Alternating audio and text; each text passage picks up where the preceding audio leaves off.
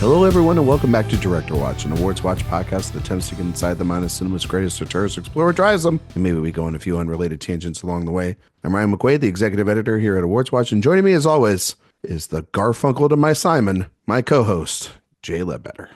This is a big one.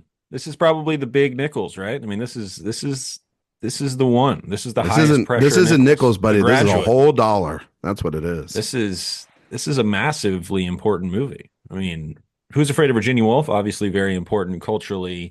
Doesn't have the sustained legacy quite that The Graduate has. The pressure is on with this one, Ryan. Maybe one of the biggest films we've ever talked about. Most important films we've ever talked about. Revolutionary. I mean, it's hugely important in a lot of different ways. One of the greatest movies of all time. We're here to talk about The Graduate. Jam Showing your hand there. I know. Well, I know. Well, just because I say that doesn't mean I like the film. That's just the truth. Just because you say it's one of the greatest films of all time doesn't mean that a lot of people are saying on the streets. You never know. I'm trying to math the math on that one. Not exactly working, but I mean, it is. Isn't it in the Library of Congress, or it's like in the National Film Registry for cultural, historical, and significant relevance? So it is AFI listed as 17th on the greatest films of all time. Even I knew this won a bunch of Oscars. Yeah. So yeah, it won one Oscar. It's widely regarded here on the Wikipedia page as one of the greatest and most influential films of all time. So even if I don't believe that, it's kind of a fact. I think it is. I don't think you can say it's one of the greatest films of all time if you don't like it. No, you can say it's considered one of the greatest. Okay, films. Maybe I just missed a word. Sorry. Go. God, this episode. As long as we can. Very contentious episode to start off the bat, man. You're really. Wow. Anyway. Well, we're not alone today. Maybe our guest is going to be just as riled up as you are today. I'm punchy today. You know him.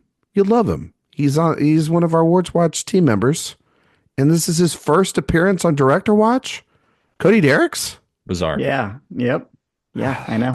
I feel terrible. Your invitation got lost in the mail. I feel bad. I blame Jay. I understand. I knew you were waiting for. You said this is one of the biggest, most important episodes, so I understand. So we were waiting for we wanted you on for, That's what I'm telling myself. A movie just as important as you are. Oh my God! On my birthday? Truly though, an oversight. Like right? Yeah, just like our bad. Hand up. Yeah. Well. I'm not going to put my hand up. I'm going to blame this one on Jay. Right. I'm going to say some consider it to be one of the greatest screw-ups in podcast history. That is on Wikipedia. So must be true. Oh my God, I'm reading it right now. Oh my God, it's being typed as we speak for this show. Oh, that's weird. Anyway, we're here to talk about The Graduate. Cody's very graciously decided to come on here and deal with this, the shenanigans of the show. Cody. Yeah. I gotta ask you up front your thoughts on Mike Nichols as a director. All right. And what do you love about him? What you don't love about him? What are some of your favorite movies from him? What drew you to want to come on the episode for The Graduate? Well, I think this was actually the first Mike Nichols I ever saw. And so I'm going to lead with that because this movie, is very important to me as a film lover. I watched it at a very formative age. I think I was 14 or 15. And you're doing that thing where you're like, I think movies are the thing I like. And you're deciding that that's your personality. So you start watching the things you see on all the lists. You watch your Lawrence of Arabia's, you watch your Gone with the Winds, these big long movies. Then eventually I got to The Graduate. And not only do I remember this movie being the film that made me see, to sound like a graduate, cinema as an art form. I can remember the exact moment in the movie. This is a very, very important movie for me in terms of recognizing that this thing that I've enjoyed as, a thing to do is actually going to be the art form that I not just attach to the most, but kind of the thing I attach to the most in life, which is, I would say, pretty lofty praise for one little film. Yeah. All for a shirtless Mr. Feeney. Yeah, exactly. About a guy sleeping with his parents' parents' friend's wife. But yeah, this movie I think is just captures so much of what is possible with film as a uh, tool bag, like what you can do with the properties of film as a craft, in the same way that you look at, um, a finely crafted sculpture in a very important pivotal art movement and say that's the piece of that's the statue that means a lot for this era. I think The Graduate means a lot for film, not just in general, but specifically for this era. Uh, and the amazing thing about Mike Nichols is that I also love Who's Afraid of Virginia Woolf, which came out just a year earlier. And you can see him kind of playing with some, again, tools or techniques that he would use in a more defined way in this film, specifically with camera movements. Putting the camera in very specific places in regards to the actors' faces, which makes Who's Afraid of Virginia Woolf, which is obviously based on a play and only features four characters and has basically one location the entire time, feel very cinematic. This movie feels much more form breaking uh, in a way that I enjoy. And the funny thing is, I feel like there's, at least that I've seen, I definitely haven't seen everything he's done. I'm very light on his 70s work in particular. But I feel like he doesn't really quite do anything like this again. Somebody correct me if I'm wrong. He becomes much more, I don't want to use the word journeyman, but I think he becomes much more his big techniques get hidden easier. I'm thinking of things like the opening of the birdcage, where it's this amazing shot from a helicopter to, I assume some sort of crane to a handheld, and there's a seamless edit in there.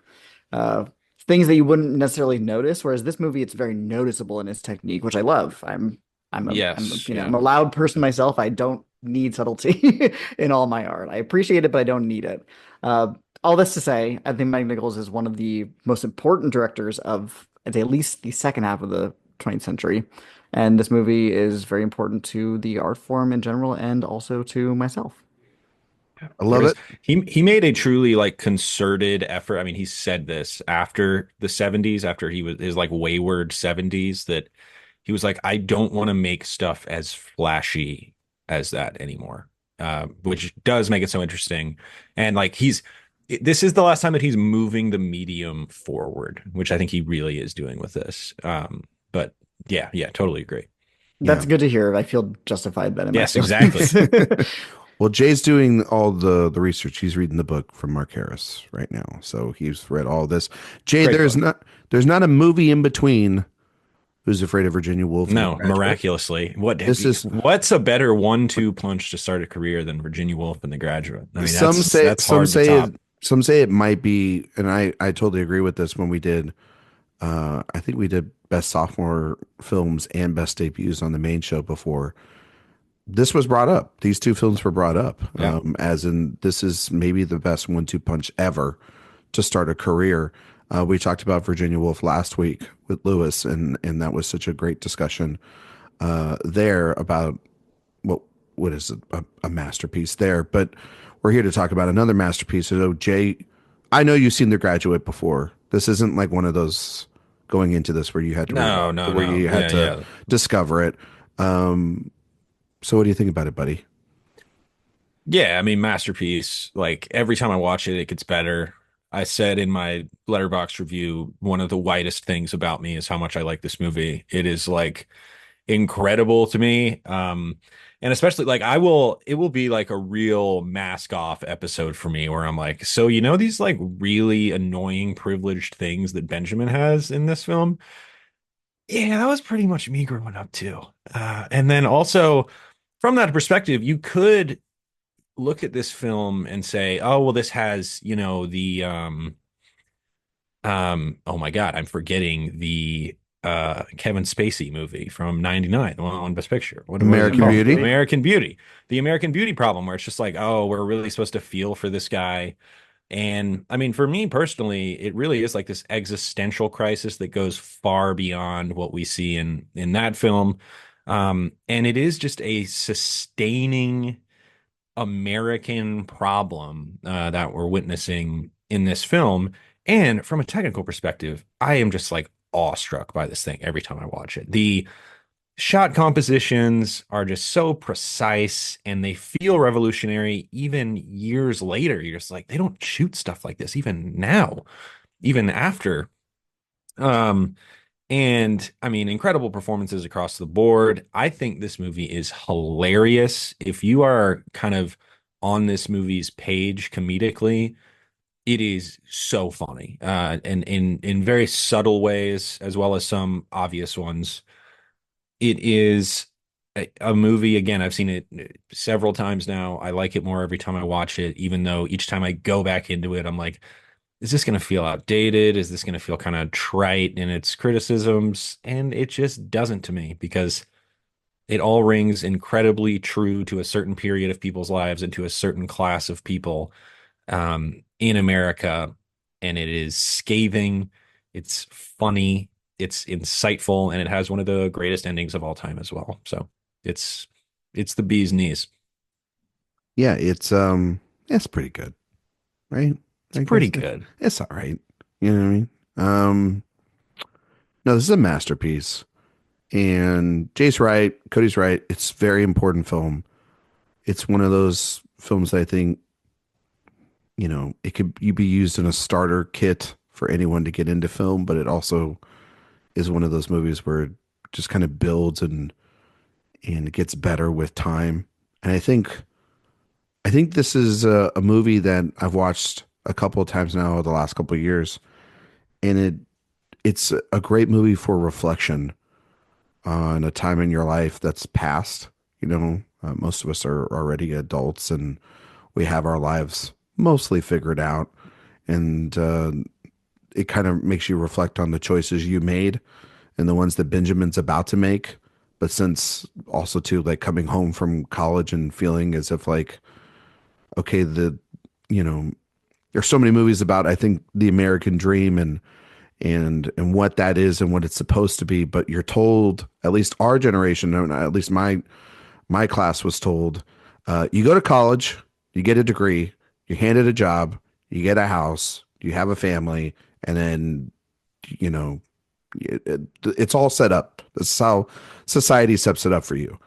But that's not how it works because you've got to find a way to wiggle into it because they don't tell you about like experience and they don't tell you about like what you might need to add on to that degree, or you might get a degree but you don't know the path actually afterwards you want to get on because the degree was the goal, or you don't want to go to grad school because you feel numb from maybe the experience of college, or as Mr. Robinson says, you want some time to yourself, and you want to be able to um, maybe enjoy the last bit of freedom that you have in your life before the bills start coming in and you have to do things like an adult.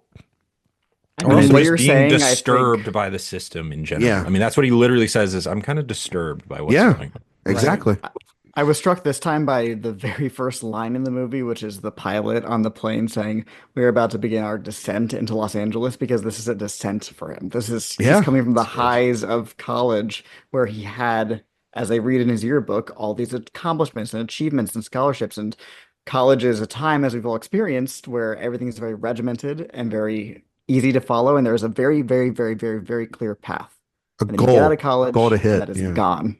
It is a Hmm. descent into And then adulthood. when you get home, especially if you go to college in a place that is not in and around home. So like the way Benjamin has to come back to this, and his accomplishments want to be celebrated. And his parents clearly want to do that too. But But they at want to a do it, they want to wave him around like a trophy, though, is what Exactly. they want Well, to they do. also Yeah. paid for it. So they get to kind of use that also as an advantage to be like his accomplishments are our accomplishments, because obviously every parent's proud of, the accomplishments of their child's for the most part. But in this case, they're like, okay, and now the next thing is because we put our investment into you. What's the next thing we can You know what I brag mean? about? Exactly. And the great scene in this movie is when he says that he's gonna marry Elaine, and they're like, "Oh my god!" And they're like about to pop the champagne and call everybody, and everything goes, "Yeah, but I actually haven't asked her or anything like that whatsoever." And they're like, "Well, why the fuck not? Like, what is Does wrong she with know? you? Does she Like, know it's coming? does she No. know it's going? No, you know what I mean?" And uh, yeah, I mean, this movie just kind of hits you hard, and then but then there's also obviously it's extremely funny. Hoffman is incredible in this movie, and Bancroft is incredible in this movie. There is that angle then too of him stumbling into really stumbling into this affair because it almost feels very fish out of water because he's not even prepared at all or mature enough to handle the advances that she's giving to him, and she's in full control. But then when he does discover that he wants what his main discovery in this movie is that he does actually love Elaine, and his past sort of, Or does he? or does he, or does he like that, or is that what we're meant to believe? You know what I Or is mean? that like he's been led to believe in college? It's like find the Is next that goal. is Is that she the just the goal? next goal? Exactly. Is that the goal? And that's Checkpoints. we'll Yeah. have to talk about that here in that. But he clearly, and we'll have to talk about the way he goes into it, which is an interesting way of doing it. But yeah, it was just this go round watching it. It moved by so quick. This movie has massively wonderful pacing to it. Short It's a movie too. it's a short movie too, but it feels like it goes by so quick, packs so much in it. Like Jay says, it's extremely funny, darkly funny at times, and yet it hits you in the gut at the end. And you know, Sophia and I, we were at a screening of The Brutalist a couple of weeks ago, and Likely afterwards place for you to be. we were well. A movie that is a mere 2 hours longer than The Graduate. Exactly. But I'm getting to the point is that at the end of like certain movies, you want to, some movies, and I kind of want to maybe pose this to you guys. Some movies, you don't think about the characters afterwards. I think you're with the exercise that you have, maybe the movie wraps it up perfectly, or you just kind of, the exercise was good enough.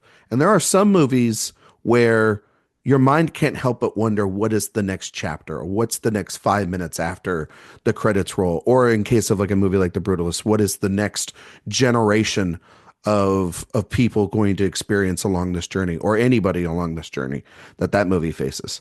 This is the greatest case for if you don't believe that the movie or the story should continue in your own brain or how you're going to come up with it for that because it has the greatest ending maybe of all time, and it's rich with detail to the point where you could be right or wrong either way you choose here, and either way is actually fascinating. Are they happy? Are they not? Did they make the right choice or not? Did she make the right choice? I mean, I I guess the know it argument the movie is making is like, is anybody ever happy? And exactly. I mean, It's fascinating to think I about don't and think kind of it's explore. the one conclusion I don't think you can come to is that they're both happy. I think that's the one you Can can't they come find to. happiness though in it? You know what I mean? Can you find happiness in a life like that, especially after what looks to be like they almost burned down the church? Like it's like I always forget how chaotic a church scene is when they're getting out of there. It's almost as like violent as like that Kingsman church sequence in that movie. Like it's like he's waving the cross and he almost hits people, and Anne Bancroft's slapping her daughter, and it's like it's so wild. A lot of chaos. Yeah, you kind of think about like, man, what's Thanksgiving going to be like for that family?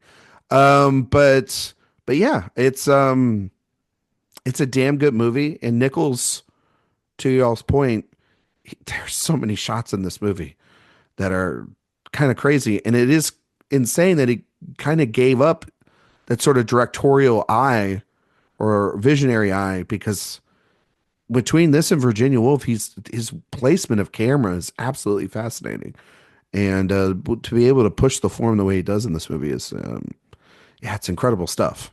Yeah, I love all the obstructed shots, especially early in the movie, that really give this sense of like not being able to occupy his own space. I just think that's so powerful and potent, and also just like again something you don't really see very often in a movie where everything is supposed to be that every frame of painting idea. You're not going to put somebody's head in front of the main character's head if it's supposed to be a painting, but it is so thematically important, especially early on in the film. And then you do have those very every frame of painting shots as well, like when we first see Mrs. Robinson on the reflection in the table at the hotel, where it's like your blocking has to be totally perfect, and the camera and the actors all have to be in a very specific place. It's all so precise, but most of the time it feels so natural too. It's really a remarkable balancing act.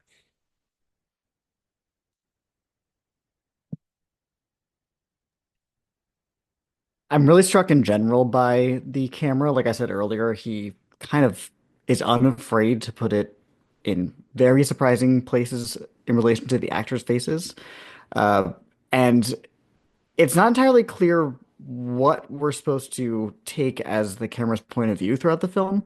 A lot of times you can identify the audience like surrogate, if there is one in the movie, based on how the camera is shooting other people.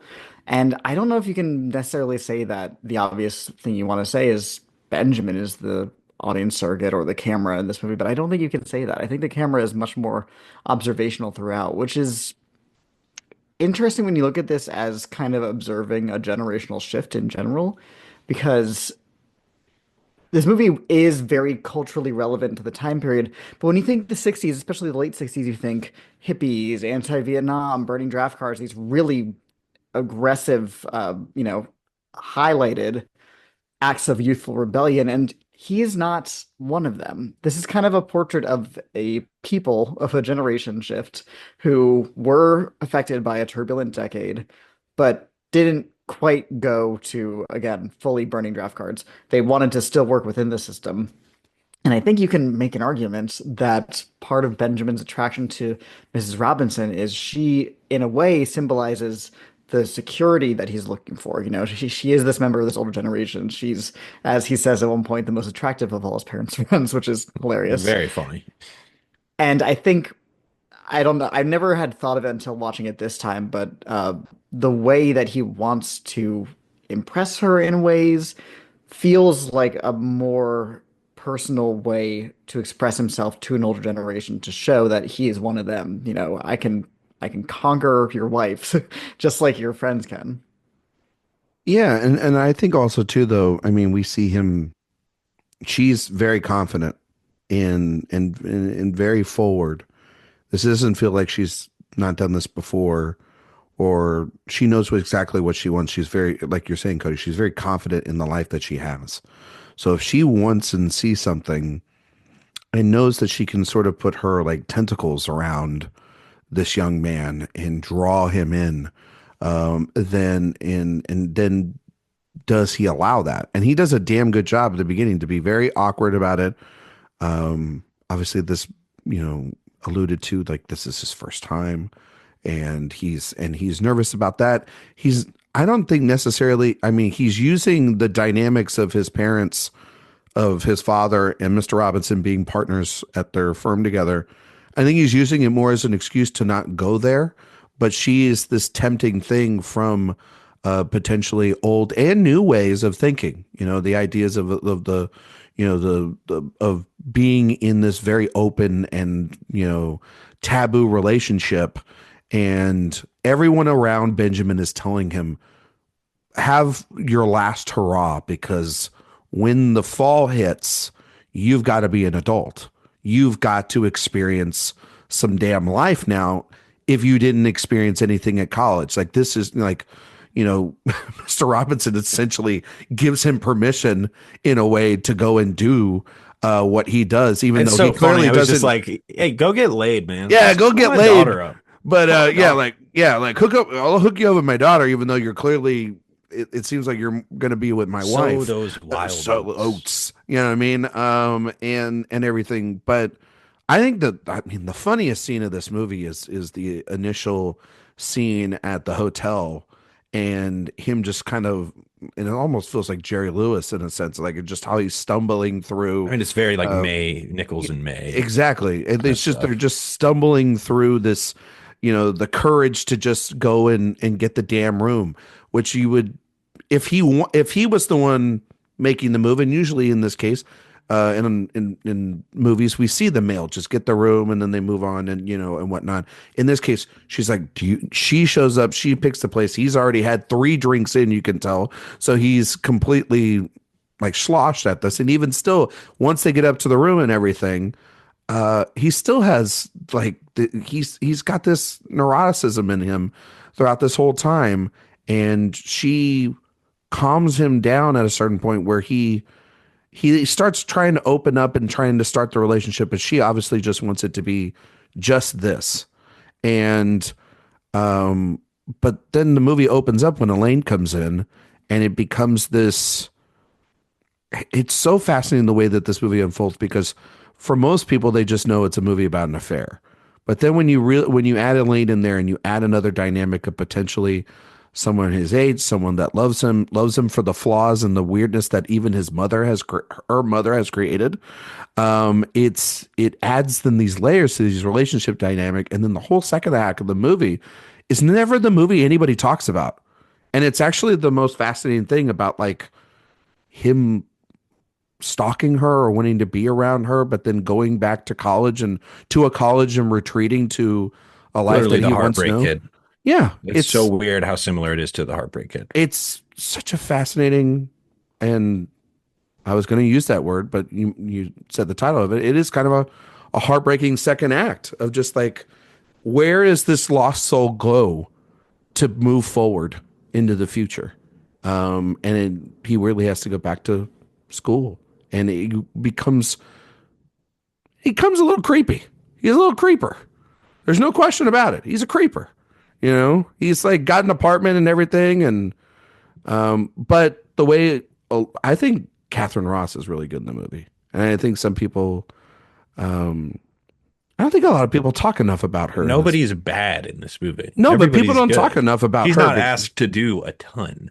No, but I just think that that's a really interesting character, and that's the She so character that I really thought about this epitomizes time. she so epitomizes a specific type of 60s young woman. Hmm. You know, she's very aware of herself. We're entering, if not already in, second wave feminism. The movie isn't really obviously making any grand statements about that, but the way she navigates through the film, it's like somebody caught between, much like Benjamin, generations. You know, where she says so many times throughout the movie, "I don't know," or some variation of that. Especially when she's trying to figure out what to do with Benjamin. It's like, is she conceding to actually maybe marry him because she actually likes him, or is this just again the thing to do? These are people who want to be assured of themselves as these young people in this turbulent time, but they still kind of, as a lot of us do, in this time of our lives, gravitate towards traditionalism, even if they don't, even if they know in their being that that's not what they actually want. Hmm. No, And then imagine, I mean, just imagine going on that particular person going on that first date with Benjamin is, I just think like, what is so appealing to her about Benjamin? Is it the fact that he was so off-putting at first? She thinks this is adventurous. This is something I'm not familiar with. Even though it was kind of an act the entire time, I still don't entirely understand the appeal of Benjamin, other than the fact that their families know each other and she knows she'll always be pretty secure given the family dynamic, although she'll always be okay anyway, because the Robinson house is insane. That house is crazy. I want those the liquor pouring things Oh, too. Those those things rock. tacky tea. I mean, the Yeah, whole those house are is so awesome. yeah, tacky. It It's is. so of the era where you're like, I guess this is fancy, but everything looks really this cheap, is what was very in style plasticky. for that month. Blacks, animal Yeah, print, overgrown indoor foliage. Yeah. yeah. No, I mean you're right, Jay. I mean that like there is this thing too of like that's the I think the big question. Why is she drawn to Benjamin outside of his initial attraction to her?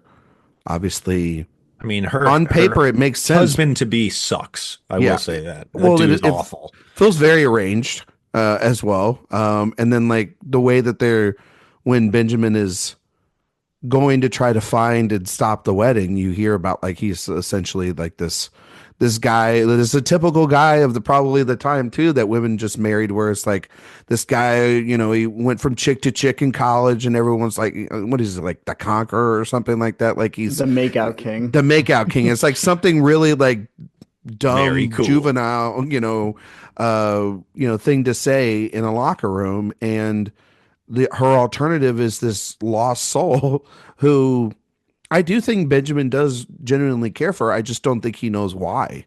I think he likes her and loves her because when he was just trying to be himself, he was comfortable with her. And in that comfort, there is a little bit of stability. I think that that first date, while how wild and nuts that he was and everything, she still hung around. She was still curious.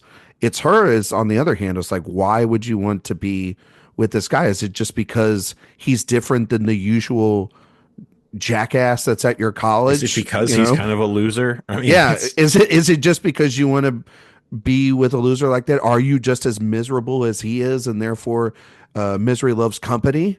You know, and I mean that's an argument that could be made from the reading of the ending too. It's like these are two miserable people, and but then the reading could be, did Benjamin suck her down in this soul of despair to all the way to the point of dragging her down with him onto this bus that's leading to, like, obviously they're going to have to at a certain point continue to talk about the relationship dynamic that he had with her mother, and that the fact that her family dynamic is now completely broken. His is not particularly well balanced either, and that they set off a nuclear bomb in their personal relationships now and for each other, which, you know, most people take this reading as like they have no shot in hell of lasting. But if you do sort of believe that, then there has to be a lot of truth. And depends on I your don't know if definition of there's two lasting. already. Yeah, well, Mr. I and mean, Mrs. Robinson technically lasted for a very long time, but they were yeah, sleeping in different beds the whole time. You exactly. know, And with different people. You know what I mean? it's a movie about settling, really, in Yeah. a lot of ways. It's a movie about just It's about finding accepting yourself and then accepting the settlement. Yeah. exactly what you were saying. You go to college, you get married, you have 2.5 kids, and you just kind of live the life that was set for you on the rails. 2.5. I mean, that's the whole, You're not isn't gonna that the The round whole like average. you're not gonna joke round that they up? say? You're not Yeah. gonna round up? Okay. Um, but it is, and again, I'll just say like this was how I grew up. Like, I wasn't living in this like elaborate mansion or anything, but it was like I had the pool in the backyard. The whole expectation growing up was like you'll get good grades, you'll go to college, you'll get a good job, you'll get married in your 20s and have kids. And to be honest, most of that pretty much happened. And now it happened, and I'm kind of like, now what? Like looking back, look, I love my wife extraordinarily. She's amazing. She doesn't listen to the podcast, so none of this matters. But um, like so much of the stuff I am incredibly happy about, but especially professionally, I'm sort of like, you know, it was easy for me to kind of get to a particular point because of the situation I was in. But then you just think about like, so I'm in this point where I'm comfortable. I'm kind of where I was supposed to be, but do I find any of it fulfilling? And that is the great question of this movie is, should you really feel bad for this guy who has it all made, but is still pretty miserable? And that is a hard thing to overcome. It is that American Beauty problem, and I know it is a criticism that a lot of people have for the movie, but to me, and maybe it's just me, but clearly it's not just me because so many people, including y'all, both love the film, but it rings incredibly true to me, like almost painfully true to me in this instance.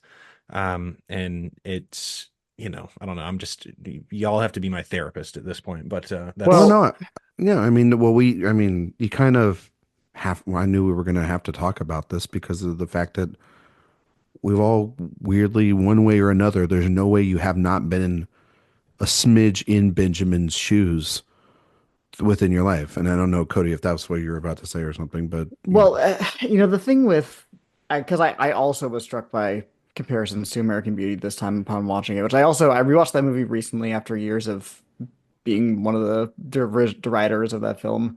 And on my most recent watch, where now that movie is a quarter of a century old, it's much easier for me to take it in as a portrait of a time period, of a moment in time, of a very specific, like, end of the century, end of history, pre 9/11. Like, okay, we did it. We conquered everything. America did it. This country did it. Hooray. Why am I still not satisfied? Why do I still have this simmering unease in me? And I think there is value in showing that in art because if so many people are going through it, then clearly it's something worth exploring. And yes, you can say, well, I don't feel bad for this guy. I don't really feel bad for Benjamin, except for the fact that he's preyed upon by somebody way older than him, which is an aspect of the film that we can talk about.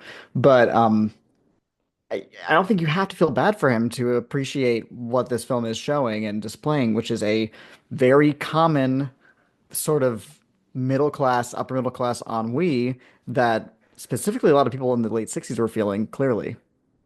I don't think you have to feel bad for him. I think you just can relate with him. You know what Sure, I mean? yeah. Like that's just the thing. Like I don't feel bad for him. I mean, in a lot of ways, this movie doesn't even play sides. Even Elaine to a certain extent. I mean, if that's probably the most sympathetic character in the film, but then by the end, she makes her own choices. Like they're all human beings. I've never, Jay and I I feel have. kind of bad for him. You do? I feel a little bad for Do him. you I think mean, he's that's just you like think the system a little bit too, he of has just like essentially social? been robbed in many ways of kind of agency of his future. Not literally. I mean, I guess he could theoretically just go and live in, some artistic haven somewhere, although that doesn't seem to be kind of where his predispositions lie or anything like that. It's just like, again, like his life has been put on tracks, on rails, and the expectation, or it even goes beyond expectation. It's just sort of like 9 times out of 10, this is how it's going to end up. And how it's going to end up is you're going to be like the Robinsons and you're going to resent each other and be in an unloving relationship. And that is so incredibly common in situations like this. And then the question becomes, does the material exploitation dismiss the kind of anguish that they have personally? I mean, it's complicated. I mean, that's what the movie is, and that honestly is what American Beauty is as well. And I need to rewatch that movie because I have always been, yeah, kind of a anti-American Beauty. Wait, Jay, Almost, huh. you it's complicated? It's complicated. Also, the Not like hotel scene in It's not like like Complicated Nancy? is similar to the hotel scene in The Graduate. I So, was gonna say.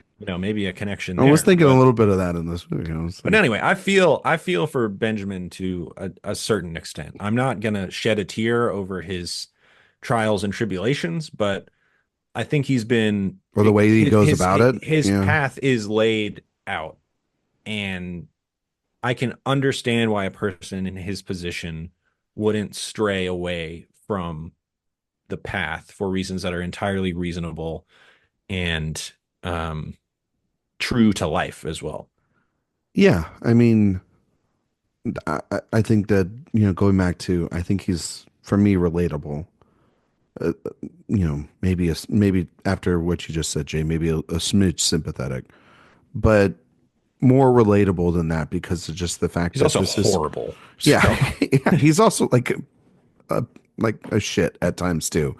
Right, but Um, who isn't at 21? I mean, exactly. We're all, I mean, defending everything he does, well, but I mean, come on, speak for yourself, Cody. But no, I'm who just hasn't kidding. gotten an apartment at the college of the person they're No, chasing? to be fair, I made dumb or stupid decisions at that time, and we all did in our lives I at like least. you clarifying dumb or stupid. Like, there's a Yeah, very distinct there some are. things are I dumb, mean, some yeah. things are stupid. one Well, of I my mean, one of my stupidest expressions ever has been everyone's allowed to be an asshole for 1 year. yep, yep. And that's not true, but it's something that I I think certainly you're lived. more. I think you're more allowed to do that when you're younger, though, Jay, Oh, well, than yeah, yeah, yeah. when you're I mean, older. totally, You know what I mean? totally.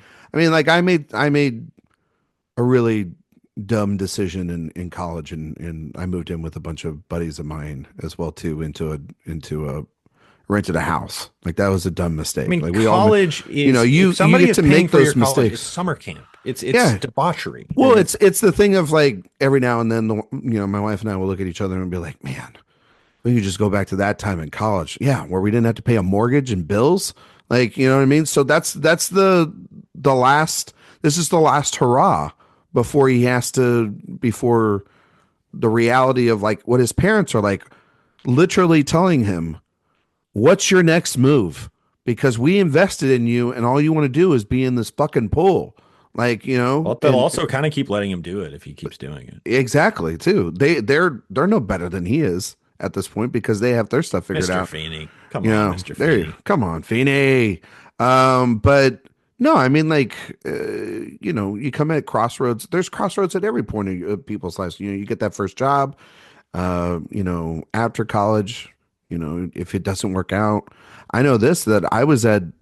I wouldn't say the similar crossroads of Benjamin because clearly his is heightened to a reality that's also very much needs to drive a plot forward. But in a lot of ways, you can feel and relate to the isolation and the sense of being lonely and lost. Even if you do have certain pillars in your life, you feel this. Like I remember after college myself, I felt that too. Like, what am I going to do for my first job? Like, how am I going to, pay the rent in this apartment or whatever? And in between that time was when I started kind of doing stuff like this to try to fill in the void. And back then it didn't seem like there was much of that. Like you go home, but we hear about this all the time. Kids go home and they're in their parents' basements for like 5 to 6 years trying to find a job. Maybe they do an internship, maybe they can't, and they have to hustle their way to do it. And the thing about this movie is just like after his summer, it's like his goal isn't to then go get a job, or it isn't to do really anything other than I'm going to go chase this girl because she saw me, I guess, probably for what I was and all I'm gonna probably be. And he ends up going back to college essentially. The line that makes me laugh is like, yeah, I'm taking classes. Oh, I'm not actually paying for them, but I get to sit in there and they don't mind. You know what I mean? Like he's Honestly, good hustle. good hustle for him. You know what I mean? They're not gonna pay attention. But yeah, I mean, for Benjamin, I understand where he's at. Doesn't mean I have to think that he goes in a way that is he goes in a kind of gonzo way of doing it. I mean, the idea of like her falling in love with this guy, he like the way he's like chasing her out to the bus, it's psychotic. It's actually kind of terrifying, of like how puppy dog he is around her in the Well, second half. And then she kind of it sort of feels very bend don't break. But then the way he puts the camera on Elaine's face at the altar, and you can see her adding the math in her head of I know what I'm just about to do here. I don't want to do this. This is a trap. And maybe it's just he's her way out of this situation. Not long term, but just out of this situation that she's being put in. or it's That just feels both of them very trying to get off the rails, yeah. you But know? also too, clearly very manipulated and put together by Anne Bancroft, who we haven't talked about yet, who is fucking incredible in this movie. Amazing. So Yeah. good. She's so good in So this. assured. Everything she Yes. does has such confidence in it. And it makes you feel like Benjamin, where you're watching her go through these situations with this cool ease, like the way she gets the waiter's attention at the hotel bar.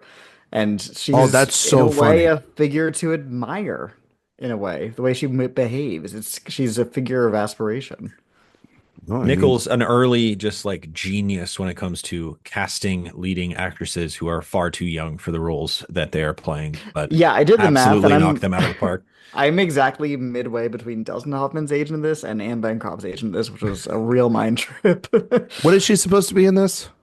I think She's she's supposed supposed to to be be in her like mid 40s. mid Late 40s, 40s, I'd say. She's 36. and she's And yeah, 36. she's 36. They gave her a gray streak, Yeah, you know? and then he's supposed to be 21, and he's probably like what, like He's 30, I think.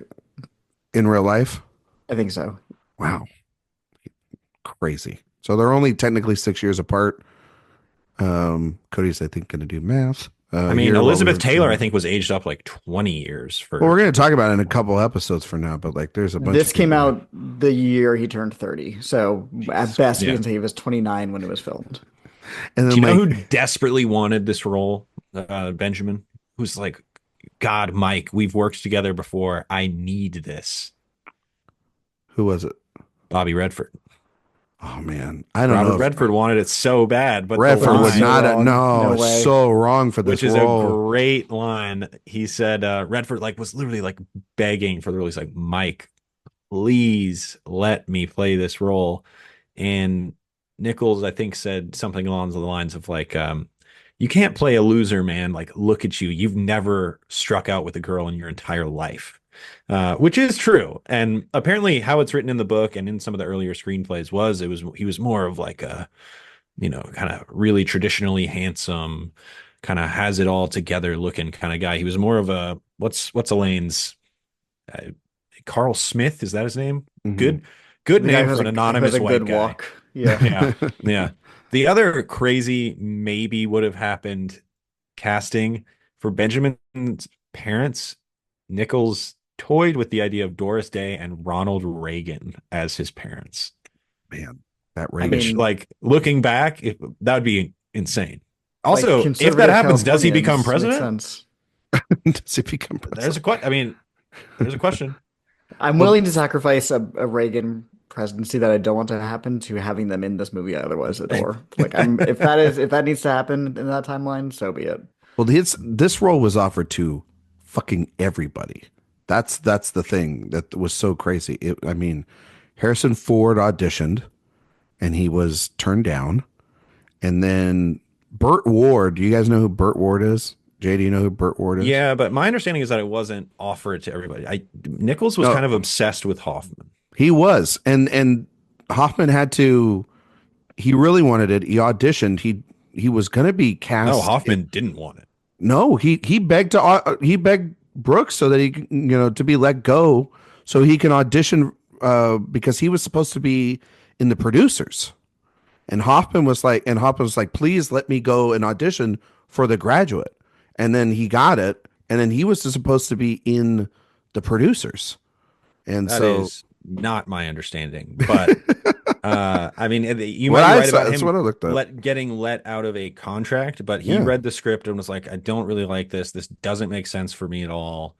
And then he got it because he had tried out for Nichols for a musical. And the first thing he did when he came on stage was like, "Hey, I'm Dustin Hoffman. By the way, I don't sing." Yep. And Nichols was like, "Okay, why are you here?" And then he apparently tried out Sand singing, and it stuck with Nichols, and he thought of him for this movie that Hoffman, I don't know, maybe he did, maybe he was all about it. Maybe my book was incorrect, but He had a job he lined seemed a up. little He had a job lined trepidatious up. because he was like, "What? They want me to play this like waspy col post grad guy." Mhm. He doesn't give off that energy at all. The quote that I saw in the book was maybe he's Jewish on the inside was what Hoffman said, which is I don't know. There's a lot of inner conflict with Dustin Hoffman in general. Yeah. Um, and then certainly when it comes to this role. And the other role, one of Dustin Hoffman's buddies, Gene Hackman was on this movie. Mhm. Mhm. Yeah, he Mr. was. The original Mr. Robinson, Yeah, not he for was. very long. He didn't even make No. it through rehearsals. Nope. And they was just like, I can't get through it. Oh, the studio just considered Jay pretty much everybody for it. I know Nichols was very set on it, but like Nicholson and McQueen and Anthony Perkins and Warren Beatty. Beatty would have been interesting. George Hamilton, Michael Parks. There were a ton of That's people so that weird they were for just like, Mr. Robinson. Not exactly like the no, most for meaty role. He's got one big scene and like a smaller scene earlier, I for guess, Hackman. for Yeah, Mr. Hackman was Robinson. Mr. Robinson. That's crazy though that they would have just put him Well, up for that. he was so young. I don't know. Murray Hamilton just kills it in his two scenes, though. That scene at the apartment is terrifying. And it's chaotic also in the sense there too. Like, But you're saying all those people that you just mentioned were offered Benjamin? yeah, they were considered by the studio, and that's Oh where, yeah, yeah, maybe they were. I don't know that any yeah. of that was anywhere close to I mean, real. they used to toss names around like They were crazy. tossing names left and Nicholson right. could not have played this role. Like that's a Well, one Nicholson had sentence. his Oh, maybe. connections with I mean, we're I going know to he talk about did. Nicholson next week and everything with Carnal Knowledge, but the fact that a lot of these people they either worked with him or yes with the studio. I mean, like this was a very I mean, it's cool that Hackman worked with him again later. yeah. Oh, I worked with them tons later. You Yeah. know what I mean? Which would but yeah, I mean, when you watch this movie, and it is also like Hoffman's perfectly cast for this because and perfectly suited because he's small and it feels like everybody towers over him in this, and Hmm. those insecurities then are able to seep in, and that's the sort of beautiness, or beautiness, that's sort of the beauty of this performance, is those little things of just everyone feeling as if everyone's ideas are what you're supposed to be as an adult, or this affair or this new relationship or love or lack of love or this desperation of love just starts to consume him, and he plays it so well to builds up with him banging on that glass and in that church, and you just feel so desperate because like if this doesn't happen to him, like what would be his life? He has made her his purpose by the end, and he totally sells it. And I love this performance. And How yeah, about Hoffman's weird, but His you know what it is. how, the first scene at the house where he takes Mrs. Robinson back to the house Mm-hmm. and he's really nervous.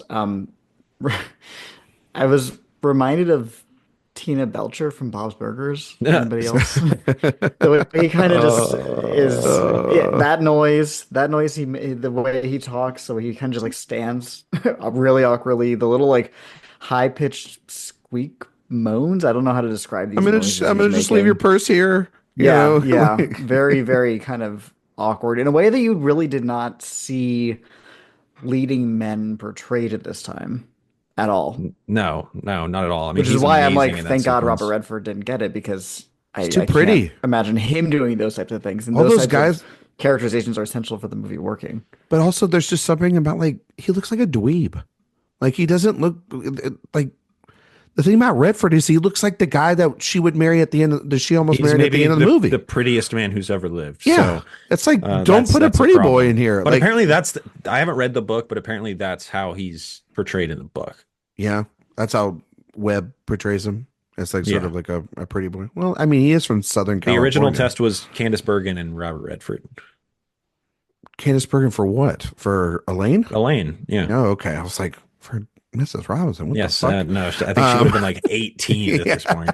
Uh, No makeup job in the world would have been able to fix no, that, buddy. no. But Well, how about you a know, movie directed by Mike Nichols where the main character at the end of the film is screaming for the love that he's afraid to lose from a young woman named Elaine? How about that, huh? yeah. Hmm. Wonder. Mike Nichols. Nah, That must have been weird at the time. How about the cinematography of this movie though? I mean, unbelievable. You know what the cinematographer Robert Surtees, you know what other stuff he had done? what's that, buddy? He was like a classic Hollywood Ben-Hur. Mm. Dr. Doolittle was Really? the movie he did right before this. And Nichols was like, this guy, he's not going to be down for this. Like, we're doing new stuff. We're doing Mutiny on stuff the that's going to take Bounty. really long setups. We're doing stuff through like mirrors and glass that's going to be super complicated and annoying. But apparently, he was just the greatest cinematographer Nichols ever. He was like so game for everything, which is so cool to have this combination of new Hollywood and old Hollywood. It is kind of this perfect handoff, but this movie looks absolutely incredible. Like every 3 minutes, there's a shot where you're just like, I mean, how'd they think of Yep. that? That's just brilliant. The And use it of to zoom yeah, throughout is just unreal. There's like that one shot of Mrs. Robinson right when it's revealed to Elaine Oh, what's going on, when they're all just wet from the rain, and she says goodbye to him, and then the camera, she's in tight close up, and the camera pulls way back, and yeah. she's like sliding down the wall basically in the corner, and she looks so small and powerless for the first time in the entire movie. And I mean, well, it's from that very opening shot on the plane where all of a sudden you're like in this super close up. Where early in the film there are a ton of extreme close ups on Dustin Hoffman, and then it just zooms out and he just becomes kind of part of the collage. And mhm. that's the whole movie. I mean, that's the whole movie in the first shot, combined with like Cody was saying the first line from the pilot, and it is very often you're like, oh, I understand the symbolism there, like pretty straightforward, but it doesn't really matter because it's so potent. Like the shot under Mrs. Robinson's leg is so obvious, but also now so copied. But also when you see it in the movie, you're like, I mean, it doesn't get better than that. Like that's incredible. It is just like magnificent. No, it's I mean, it's one of the most iconic shots in cinema history. And one of the most iconic scenes in cinema history too. And it's I mean, it's the fucking poster of the movie. It's the thing that draws you in. Yeah. Um, and uh it's striking, and yet it's playful, and it's forbidden fruit, and he's so awkward, and he's so excellent in this performance, just in yeah, I mean, there's this screwballness to him. I'm like, the purse handoff scene is it, and then him running back down the stairs when Mr. Robinson's there, or when he closes his door, or she closes the door and she goes, all right, and like she's about to she's about to like pounce on him, and he goes, and his face the entire time, we're from his perspective, we see it over her shoulder, is it's just impeccable camera placement for wonderful comedic timing. And then, yeah, Cody, that I was gonna mention that shot because that was the shot this go round that feels like once the secret is revealed, he is at that point, everything in that place feels so out of reach in terms of having a relationship with Elaine, Mrs. Robinson, anybody in that area now is that much of a distance from him. And I felt as if once that was all revealed, he has to crawl his way back to get closer and closer back to that door, to get back to that moment where he can tell Elaine the truth or be that near to her. And it's this desperate, wild plea. But there are also the shots under the water in the pool with the iconic music, obviously, like something like, you know, I was thinking of like Rushmore and Wes Anderson ripped those Oh, should we ones off talk the musical completely. But duo of Paul Simon and Arthur Garfunkel? Arthur Garfield, yeah, I mean, we should talk about these, like maybe one of the most iconic soundtracks of all time, right? Um, Definitely. It's right? so woven into the fabric of the film, almost to the point of ridiculousness. Like Yeah, when there's that one sequence where they just keep going back to uh, Scarborough Fair over and over again when he's going to the Yeah. college. I feel like they start the song over like 5 times. And I also love there's that montage of Sounds of Silence after their first hotel tryst. And the montage is so long that they go from Sound of Silence into a second song, which you don't see a lot. no, I was like, I mean, Jay, I was thinking a lot of too because there's, we're going to mention this on other episodes later as well too, but there's this relationship where there's almost like this unspoken feud between Nichols and Robert Altman. And I was thinking a lot about when I was watching this movie, and I was thinking about Altman and how he uses the Leonard Cohen music in McCabe and Mrs. Miller, and just Hmm. how purposeful he is at repeating songs at certain points. And then I was obviously thinking of like, how do you use a soundtrack, and who are the best people to use a soundtrack? And I also was, because this week they announced that it's getting a 4K release. I was thinking of Chungking Express. I was thinking about how Oh yeah, yeah. how Wong Kar-wai has a limited amount of songs, but he just uses them at different moments over and over again to have different sort of meanings within their life. And then I was just thinking about, yeah, though, the repetitiveness of like what you're talking about, Cody, of using the same needle drop in the beginning as if it's like playing in his mind.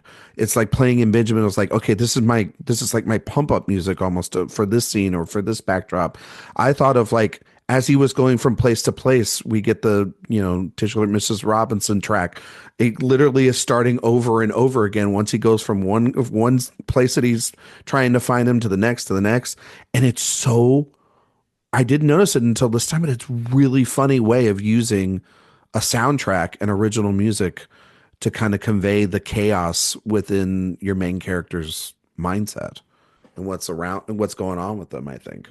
Yeah, you talk about the Wong Kar-wai thing, and we've talked about this before, Ryan, where for me, I have absolutely been in that place where listening to the same song over and over is this way of like coping with or trying to like relive, give this sensory memory of something that I want to think back on, or um, maybe even this was a song that I listened to a lot of times when I was really sad and I got over that. So maybe if I listen to the song again, I'll get over it like I did back then.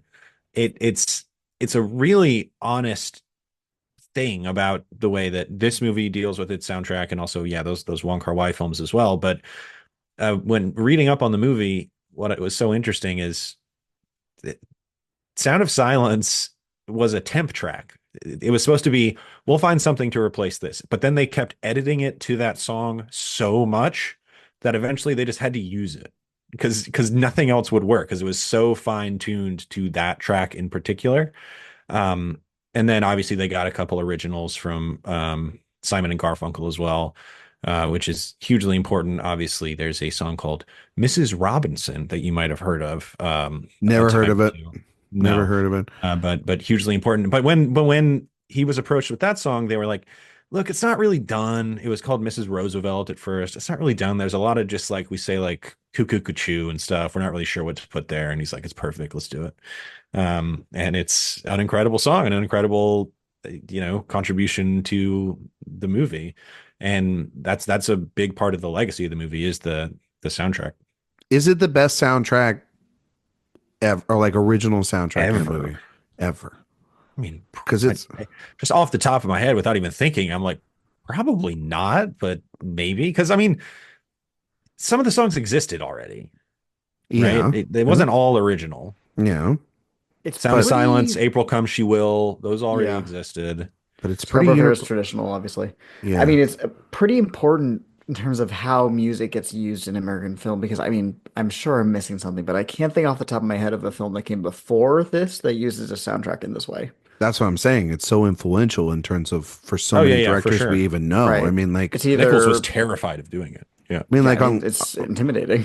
on lists, I always see it's like either The Graduate or it's Purple Rain. It's Graduate or Purple Rain, and I think it's Well, Purple it's Rain's hard to because it's beat like hard that's to a beat Purple. well, that's like a concert movie almost, because the Right. narrative of That's that movie a is like true musical. yeah, Yeah. because that the story of that movie is just an Purple Rain is autobiographical basically the same thing mess. as like You The know, Greatest Showman. Yeah. exactly. Though it's well, okay, that's a little harsh, Jay. But I just mean from the perspective of like the music is the movie, Yeah, that's right? true. Though, yeah, I mean, yeah, I guess you're right there. But also, yeah, I mean, this is just a movies that's music is moved forward by these singular artists that kind of just come together and make all this work really well. And that's why I was just thinking about, in terms of use of it. I was thinking a lot of McCabe this go around and just how Altman uses that, or how others in the past have just used singular artists as well too to really just tell the story of their characters. But yeah, Like the Curious George soundtrack, all being what's his face? Jack Johnson. Oh yeah, Yeah, Jack there you go. Johnson or the Bodyguard. Bodyguard. That's Whitney. That's Hello. also musical-ish though. It's like it's Yeah, different. It's Yeah. hard to find movies that use one artist like this that aren't a musical. yeah. We don't really get that a Well, lot. they had Well, like what Eddie Vedder in Into the Wild, Man right? on the He like, Moon, REM. Hmm. yeah, right. I mean, I guess you could say like since I think it was their first one, like Social Network doing Reznor and Ross is kind of that, but they're not operating as their band. They're No, composers. they're just Right. kind of using a score there rather than Yeah. being like Nine Inch Yeah, it's Nails, just pure which score. that's what they're doing with the Tron movie is they're not doing Reznor Ross, they're being Nine Inch Nails for that. Oh. Which What if you go into Tron? Is that what it's gonna be like? Wow, uh, that was uh really good. wow, an exclusive on this podcast. We got a little taste of the Tron 3 soundtrack. Good job, Jay. Thank you. Thank you. Are they the best in the game right now? Resner Ross. Yeah. I mean, Gorenson's killing it. Oh, yeah. Luke is killing it.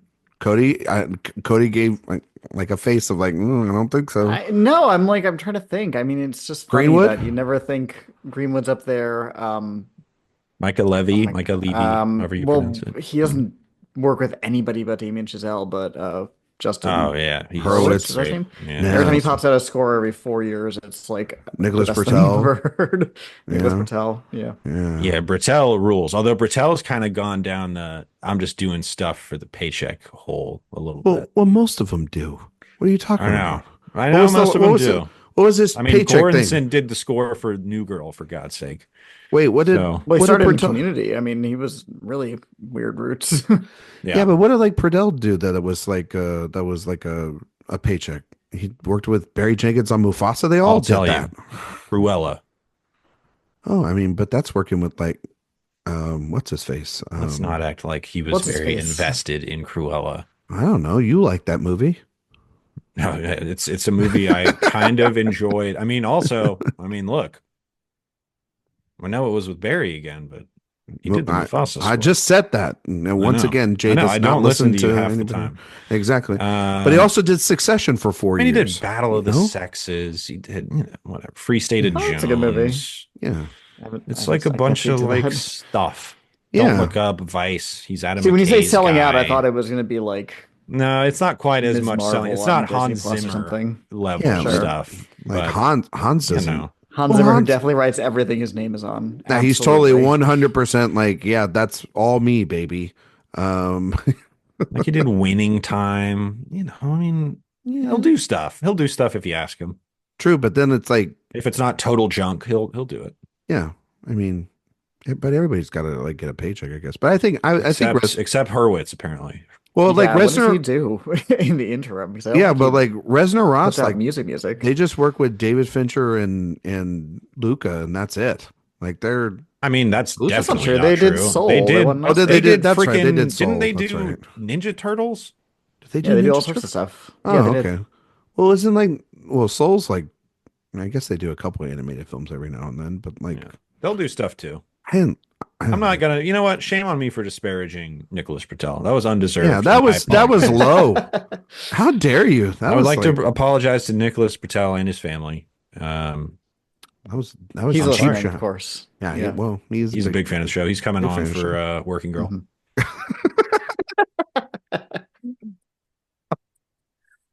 We actually were gonna have him on for Primary Colors. But anyway, anything else you guys want to mention about The Graduate? I feel like we have barely even scratched the surface on this darn thing. Um, anything, I guys? mean, speaking of how revolutionary the movie was, it kind of changed the demographic that people marketed movies towards. This was like one of the first movies that had a hugely young audience. The large majority of the audience early on was under 25. And that was a new thing. Before everybody was like, yeah, we're marketing it to the parents. And now, they were marketing it to the graduates. Right. Um, I feel like you thread the success of this and you go right into Easy Rider. yeah, I mean this movie was this is you could argue this is the beginning of New Hollywood, really. And that's This a and Bonnie and Clyde huge the same deal. year. Yeah. Yeah. Yeah. Did And you? obviously it was extraordinarily successful. I think adjusted for inflation, it's still like the 20th biggest movie ever or something. It's huge. Yeah. Yeah. Did you guys know that Charles Webb wrote a sequel book? Oh, sort of like a Gump Returns or whatever the book was called. Gump and Company, by the way. Thank you very Gump and much. Company. Hmm. The book was called Homeschool, and Okay. it was delayed for for years. Like Webb wrote this in like the 70s. And well, he was right. He came up with the idea in the 70s. He wrote it and it published in the UK in 2007. Do you guys know it? So this whole book kind of takes away a lot from obviously the ending of The Graduate because the book is about Benjamin and Elaine and they're married living in New York City. And it's set like 40 years 30 years after, or Hmm. no, it's said a couple of years, I guess, a couple of decades after The Graduate. Ben works in the library. Elaine is a stay-at-home parent. They live in a house, and they have two kids, right? And they lived in a house that was willed to them by Mr. Robinson, who is now dead. They are fighting with like the school districts to allow their sons to be homeschooled because you like couldn't be homeschooled back then at the time. You had to go to school. So they call upon Elaine's mother, Mrs. Robinson, I'm about to for fall assistance. asleep. What are you talking about? This is the book. This is the sequel book, buddy. I And guess they so. Is this basically like a Harper Lee thing where they're like the Mockingbird We sequel where they're found it like, in the I floorboards. swear to God, she wrote it. Yeah. She's about to die, but I swear to God, she. Charles Webb died in 2020. So this is full on This was his. very much him. This is not a Okay. Harper Lee situation. He full on did this. So they basically get Mrs. Robinson to fly to New York from California with the intent to seduce and blackmail the principal of the school to allow the boys to be homeschooled by Ben because So Ben does they're not deploying her like a believe secret agent whose talent is seduction. bingo. Because she And did it 40 years earlier. because he's than most of them. Okay. he has become disenchanted with education, which was a message, of course, in the original book and in a little bit in the film. But yeah, so they so like it sounds like the worst book. No one ever Sounds tried great. to make Let's this. let's make it. No one ever tried to make it. I mean, obviously. This could be like a Roku original, right? Who At this who point, would you Hoffman will now? do anything. who? I don't think Hoffman would play himself again. You'd have to recast this. So if What is that with Hoffman now about? with that intent, I 70s? must ask, what would He's you still guys? stuck in Megalopolis. He's busy. Who would you guys get to direct the sequel and also star in these roles? Oh man. Oh my So, God. okay, age-wise, Mrs. Robinson has to be like 70? Still, Yeah. but still smoking. Jane Ben Fonda. Still Done. Ben Stiller as Older. Benjamin. I think so. Okay. That's Well, I mean, he is kind of seen. technically a little Fokker. You know what I mean? Because Hoffman was. Oh, so you're okay. You're doing a little meta Oh. casting There there. you So go. Streisand should play Mrs. Robinson. Well, no, because Streisand was his mother, so that would be that wouldn't work. You know what I mean? Because This is a shared universe, I see. Okay. Yeah, yeah. The Fokkerverse. the Fokkerverse. Yeah, I mean it's like they look alike, but you don't want to do that. And Barbara's like she's canonized. She's in every universe. Everybody has a Barbara Streisand. But no, I like the Jane Fonda. That would be. I That'd think be you kinda go. wild. I'm going Ed Norton Okay, as Dustin Hoffman. that's pretty good. I'm gonna go. So I think you just need to stay with a short guy because isn't Ed Norton kind of tall? Is he? I don't know. Who I don't cares? know. Anyway, who cares? All It's a right, very stupid exercise. I'm gonna go for. it's right up your Elaine. alley. Yeah, for Yeah, Elaine, exactly. That's why I'm so into it. Elaine. I'm gonna go. Amy Oh, Adams. so how old is Elaine here? She's like 45. Probably. Let's Ish. age him up a bit. Yeah, yeah, we can do I'd it. say Okay. 50 at least if this is Yeah. 30 years after. Yeah, I mean, Amy trying to Adams. think. Let's do it. Yeah, that's fine. I'll do that. Sure. Why That's not? fine. Why and not? then Jane Fonda. I'm fine with Jane Fonda. You know what? Bring her back, Candace Bergen. Let's go. Candace. Oh, you know what? Bring her back Yeah, into the there Nichols, you go. Nichols verse. There you go. And then Two members of the book club. who directs it? You. No, I'm not. gonna do Congratulations. it. I'm not doing it. No. You seem to be pitching it to us with such fervor. So Listen, I think it's you. I just wanted to add an idea. I mean, you can get Rob Reiner to do it because he did Rumor Has It. Who directed Book Club? You guys remember Rumor Has It? Nobody directed book club. That's fair. Book Club was AI driven directed. Excuse me, nobody behind the Bill camera. Holderman. Sorry, Oh, Bill.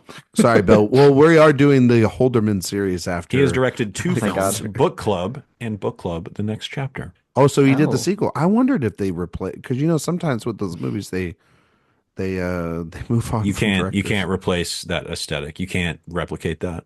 Cody, have you seen Rumor Has It? No. Do you know what Rumor I'm Has going It to die is? one day. Yes, I know what it is. Jay, do you know what Kevin Rumor Has It Costner is? older. That's a Rob Reiner movie. Benjamin. Yeah, exactly. I know nothing of that. The concept of this one is it's with Jennifer Aniston, Kevin Costner, Shirley MacLaine, Mark Ruffalo. Oh, I do Richard remember Jenkins. the poster. I remember the Yeah. poster. A woman learns that her mother and her grandmother may have been the inspiration for the 1963 Mhm. novel The Graduate. Oh, Bad okay. title. Why wouldn't you take a lyric from the movie? Yeah. Like anything. Call it Rumor Cuckoo has it is Cuckoo. nothing. Sure. Call, Yeah. call it Here's to You, Mrs. Robinson. Something like that. That would have been probably good. Rumor Has It, terrible title. That is actually Um, awful. Honestly, Mrs. Robinson even is like a Hmm. yeah, at least it is evocative, yeah, I would think. It's in like Reiner's era of just like making really bad movies. Oh yeah, Yeah, so like the he had last that 30 years. Yeah, pretty much. Yeah. golden era in the late 80s, Man, early 90s. he had maybe Crazy, one of the great runs, one of the great decades anyone's ever had, right? insane. And then he I just mean, truly, he hasn't had a movie that anybody's cared about in since American President, 30 years. Yeah. because at least the Yeah. American President, that's what got us the West Wing, So like Like that's Ghost of Mississippi was at least like, well, I mean, anticipated kind of. you didn't check off the bucket list. You I didn't do kick the remember, bucket? yeah. You didn't kick the bucket, baby. I didn't know because I didn't see that movie. You haven't seen the bucket list? No, I have not seen the bucket I list. feel I like do like that the phrase bucket list has just supplanted to-do list in our culture. Like people yeah. don't say bucket list to mean what it is. They just say it as a list of things to do, Why don't you just which is call a it? to-do list. Yeah, I mean it's a death list. That's what it is. Like that's It's supposed to be like go skydiving, not yeah. like I'd like to read this book. Yeah, I like to yeah, I like to finish my audiobook from last Yeah, week. You know what I exactly. mean? Anyway, I just had to bring up those adjacent Hmm. things that are terrible in comparison to this wonderful masterpiece I that do want to Where say we at on just, Hoffman? oh, I like mean, nowadays? I mean, apparently not the best collaborator. You he's think? pretty canceled, Um, is he which is canceled? why, yeah, I he think he's has the pretty most. much canceled. Yeah. He had some allegations, I That's think. why Oh, I Francis don't know Ford the Coppola details. cast him. He's like, Right. he's trying to get all the canceled guys. Cancellation party. oh my Just take him God! off the Like, list. did you see? Did you see that? Like, Trump announced like he's got like three horsemen of the apocalypse to like head up like something to revive Hollywood or whatever, and it was Yeah. Caviezel, Mel no, Gibson, it was No, Mel it's Gibson. Stallone Yep, and Mel John Gibson, Voight. Stallone, and John John Voight, Voight. and Right, I. new blood, really So if enlivening you the need culture. one John Voight, a Mike Nichols collaborator. one horseman more for the apocalypse, would it be Hoffman? I don't think he's a No, it's Republican. You can space. be I a mean, it's bad person Spacey, and not right? a It's Republican. Spacey. I don't think So he's a Spacey's Republican. probably not a Republican. Spacey's not a Republican. You know, I it's mean, pro Caviezel. it's probably Caviezel, right? Caviezel, Yeah. who's relatively young at, I'm assuming 50 years old. Yeah, I feel like also you have to be like part of the AARP. You know what I Yeah. mean? So Dennis Quaid, Dennis Oh, Quaid, that's definitely Quaid. that's one. definitely he Yeah, just played Reagan. Yeah. Hmm. he It's did. crazy that Dennis Quaid is in a movie like The Substance and in a movie like Reagan That in the is same weird year. that somebody would have the impulse to cast him, although he's perfect in that movie. No, but also like that he would take the role, Is you it one of know? those things where they're like, "Yeah, it's a great role. You'll Like they love it," tricked and him it's like, "I'm casting you because you're absolutely abhorrent." because you're like the most disgusting person to eat shrimp ever in the history of cinema. Like I mean, he plays it. He's like legitimately awesome in that movie. he is great in that movie, but he's also the most terrifying thing about the movie is him eating the shrimp. Like it's terrifying to watch. The And now I'm sound work there Googling is Republicans in unbelievable. Hollywood. Thank Oh God. my God. Sorry for your search engine there, Cody. Gary Sinise. Gary Oh, sure. Sinise? He's a Oh, Really? big yeah. he's a Yeah. big military guy. Oh Yeah. shit. Sorry, Kurt Lieutenant Russell. Dan. Kurt Kurt really? Russell. Kurt Yeah. Russell. Yeah. Interesting. Kurt I would Russell say voted for he's Trump? a quieter I don't Republican if know he if he is. maybe voted for Trump, but he's definitely I feel like Goldie wouldn't leans allow it. towards the right. Yeah, I don't know. I don't know. You think Goldie's Uh, Republican? I don't, weirdly. Yeah. So do Great you think couples can do that, you You know guys. what? I Good don't for them. Good understand. for them for I don't keeping the get love it. alive. yeah. Well, they got a Santa Claus Chronicle movie for you to make sometime soon, right, Jay? They Got to do. I'm do on a that. very cursed IMDb list. Christmas I'm Chronicles so are sorry released. for you right now. Hollywood. You did though. You did this to yourself. You did not have to I Google this. did. And now I'm And sad. and now See, he's this gonna now you're getting the real director watch experience. exactly. Now you're going down a rabbit Welcome hole to you the shouldn't. party. Oh my God. Jesus. Anything else Um, non-problematic? I guess you want to talk about The Graduate, I did or want to say problematic. Or, you know? this is not problematic, I promise. I did want to say because I mentioned it earlier that the moment I saw this movie, like the individual moment where cinema really clicked for me, to be hyperbolically Oh, precise, yes. I wanted to hear this is very badly. the montage I was talking about where it Sound of Silence into April Come She Will after their first hotel scene, and it's cutting really smoothly between Benjamin lazing around the pool and their ongoing affair. And the montage ends with him. I think the music actually cuts out at this point, swimming, and then he leaps up onto the raft. in the Oh yeah, pool, I mean one of the and it greatest cuts scenes of to all him time. falling on top Oh, of Mrs. Robinson. I can literally remember where I was watching the movie, even when that happened, and just going like, "Oh my God, I look mean at for what they me, did!" And I know exactly what they're conveying, and I didn't know that movies could do that. And here I go. Now, 20 years later, I'm talking to you two about it. I Well, mean honestly, like I think that's better than the match cut in Lawrence of Arabia. Like I think I it agree. is unbelievable. Yeah, It's it's 2001 so Space Odyssey good. level stuff. yeah, Yeah. it's an insane edit. It's so good. I no, there's What's he the really biggest would. laugh? It's the biggest laugh. When he grabs her boob, she doesn't even Oh, she register. does the sweater. He's Yeah. like cleaning something on her sweater, and then he goes in the corner and just starts slamming his head into the wall. It's very funny. That's very funny. I I laugh. Is also that like when when he is that opens when he the. says is that when he says you've always been the most attractive of my parents' friends? I think Yeah. so. I Yeah. also like earlier when he's looking at the hangers in the closet and he just goes, "Wood." What? I Yeah. mean, you go that way you will. It's just very funny. No, I think that that's great. I love when he takes Elaine to the hotel and they just all are calling him by the weird name that he comes up with, and he's just like, yeah, maybe we should get out of here. But then I love when he's driving the car and you see the car like go up on the curb. When she's talking about that hotel specifically, as like so they can get a nightcap somewhere else because it was early. That was great. Um, I'm telling you, the chaoticness of the final sequence in the church is so jarring, but also so fucking funny. Like using the cross to block the door so they can get on the bus, Yeah, it's and pretty him good just stuff. swinging the cross at everybody. And Bancroft like going full crazy She mode and slapping her. She gives her gives a her a real slap. smack. Oh Yeah. my God. Did you know that there was apparently Nichols was like kind of a pain in the ass making this movie? There's a scene where where Mrs. Robinson slaps Benjamin. They did it like 15 times. He burst his eardrum. Oh shit. Like the Hoffman next day, there versus was Surgery. blood coming out of his ears, and he Well, burst his eardrum. Yeah, well, yeah. Nichols was apparently very hard on Hoffman. I think Much partly to like just be Hoffman like, was on Meryl Streep on Kramer yeah, man. I versus guess he was Kramer. going with that You method know? thing that Hoffman is so obsessed with, but it got like pretty Yeah, that's bad. well. I mean, Hoffman is He said kind Nichols of an said he was asshole and stuff. directing with his unconscious, which was essentially a way of him being like, I was such an asshole. Like, So I'm it's like one of those. sorry. So it's like one of those things where you have this great movie and this great art, but yet there's some stuff on the behind the scenes. Which is funny because he's known as being such like a pleasant director to work with, like a guy that actors love. But No, yeah, yeah, this one but it was, but maybe apparently that's not here. maybe a little bit of that's why he didn't push the form too I much think it because was a he little saw. imposter syndrome, right? Where you make this hugely successful thing and you're like, all right, the second one's even more important than the first one. And there's the pressure is double and all that stuff. I think the funniest moment in the movie for me is the reveal of the scuba suit. I think it's so funny. What Yeah.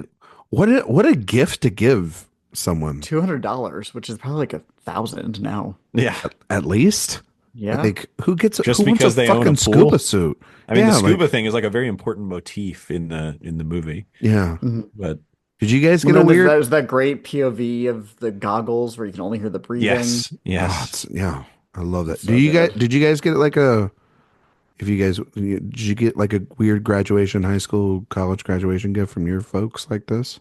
Jay, did you get a scuba suit? No, I got what Benjamin got. Other than the scuba suit, I got a car. There you go.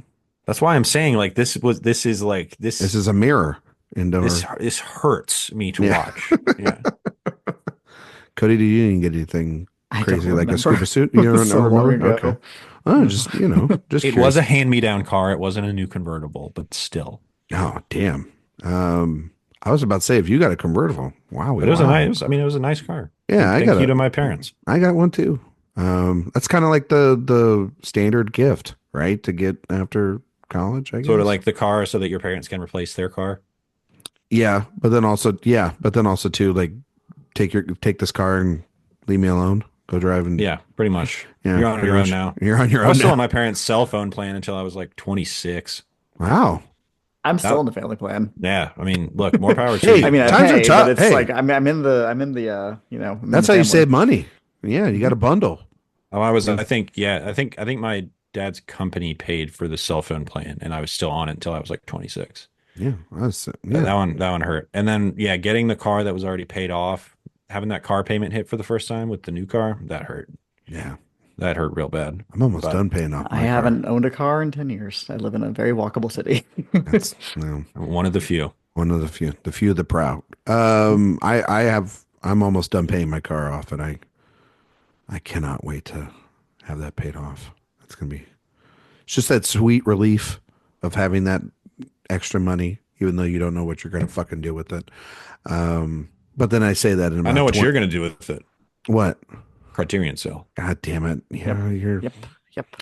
no, I've been a good boy. I haven't really gone crazy into their sales because I Do don't you have really the graduate criterion? I do have the graduate. That's how I watched this movie. Me too. Yep. I mean, Same. Jay, yeah, I was gonna say Hmm. everybody's got this one. This is a really great It's just transfer. a Blu-ray though. It's Yeah, just I a mean it looks blue. great. I feel Just a like blue. a 4K will come soon. It is I crying really out for do. a 4K. It really Yeah. does. I'll double buy.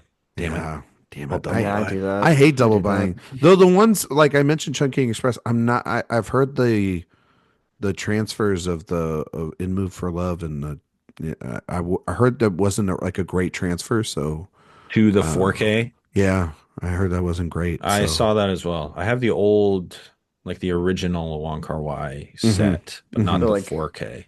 like the hefty bulky box. one, The like the the box. the the Worst box? most poorly constructed box set of all time. Yes, that Also, one. that thing, the material on that thing collects dust so It's hard. tough. It's like a lint roll. It is, It's yeah. tough. It was not the most I mean, it's the smart. same with the Citizen Kane box too. It's like I understand the concept here, but how impractical. Just This is unbelievable. well, so you prefer the more like plasticky boxes No, than no, the it doesn't have to pickle. be plastic, but it just doesn't have to be origami. Oh, I mean, okay. it's insane.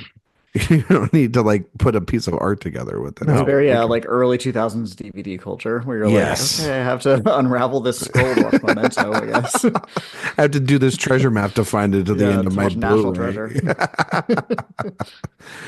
All right. Jay, Yeah, before we get out of here, this is a big one. we're going to test your award season knowledge based on the film we just reviewed, The Graduate. In a segment we like to call It's an Honor to Get Nominated. Now, Jay, you already kind of tipped your hat a little bit here that you know that this movie was nominated for some Oscars. But what and Yes. how many were they nominated for? And then yeah, the wins too. I know it won Best I Picture. should I just sit know here it won Best silently, Director. right? What, Cody, if you want to help him, but he really is. I'm not going to help because I know Let all the me answers. try first, and then Yeah, you let can me come just. in I'm and gonna show mute All my off. right. So microphone. Jay, you said what exactly? I'm sorry. Picture Director win. Wait, you're saying it won picture? Yes. No, it did not win Best Picture, but it was Wait, it nominated. didn't win Best Picture? No, All we'll right, get then to. I'm completely thrown off here. I was almost sure that it won Best But you Picture. are right about the director win. You are right about the Okay, it did director win win. Director. God, Yeah. what won Best Picture this year? We'll talk about it in a second. All right, okay, fine. So now I'm thinking, did Hoffman get a win this or a nomination this early in his career? And I'm going to say he did. That is correct. And I'm going to say Anne Bancroft also got a nomination. That is correct. Did she get a win? She did not. Hoffman didn't. No. All right. So now I'm going to just go to the ones that it should have gotten, and we'll see if it did. I will say cinematography, it got. That is correct. I will say editing, it got. That is incorrect. Are you kidding me? It's yeah. We'll talk about it. Yeah. That one's insane. That one's That's fucking insane. nuts. It's fucking nuts. Yeah. Screenplay, and I'm going to say it won that one. It was nominated for screenplay. It did not win screenplay. What is happening? Like, what are we doing? All right. This year's a weird one. Do you think that's it? No, I mean, I'm trying to think. Okay. But it seems to me that by saying that, you're implying that that is it. I'm not saying anything. Okay. I'm just What asking else you a could question. be in That's all I'm there? doing, right, Cody? What am I forgetting? What am I forgetting? Production design? Nope. All right, then I'm going to say that's it. Best supporting actress, Catherine Ross. Wow. Okay, Yeah. that's interesting. All So it was right. nominated for 7. It won Not sure I would one. have done that, but Yes. sure. Movie that won Best Picture, In the Heat of the Night. I'm telling you, like I came into this podcast, I was like, the one thing I know for sure, this won Best Picture. This is also the Mark Harris book um, that everybody knows. Pictures at Pictures of Revolution. Shun, which is the In the Heat of the Night, Bonnie and Clyde, Dr. Dolittle, The Graduate, and guess who's coming to dinner? There's Uh, one big sneak in there. It's crazy. Dr. Dolittle. Dr. Dolittle, the beginning of New Hollywood. Dr. See everybody Dolittle. out Yep. there, everybody that gets mad about Amelia Perez, they've been doing it for years. All right, they just throw one in there that. But what if it wins? All right, Yeah, it's Jay. not Well, gonna win. well, Jay, you're not on that bandwagon though. I'm still sticking to Nora. I think I might be wrong. I don't know. People All like right. Nora. It's getting a Criterion release, 4K. Yeah. Yeah, Could, Neon likes to do that every spring with their best picture contenders. Yeah. oh yeah, every Best Picture that wins a Triangle of palm Sadness, except Parasite, Parasite, Anatomy of Anatomy of Fall. Fall. But you know what they said? Fuck Titan, and we're never doing Well, that. she should Yeah. have shown up at the Oscars. I mean, Maybe she'll she get a should. I Criterion. mean, she should have. They did submit it, right? They submitted Yeah, it it was the to French France, submission that year, and and they Academy said, said, "No, "Excuse thank me, you." excusez-moi." Like, even this is too much for us. It will be funny the one year that the Palm does not go to a movie that goes to Neon. It's kind of like Because it hasn't happened since whatever one in 2018. What was that? Shoplifters? Shoplifters. Yeah, which totally feels like a movie that they technically should have. Yeah. Um, but yes, Nichols won director.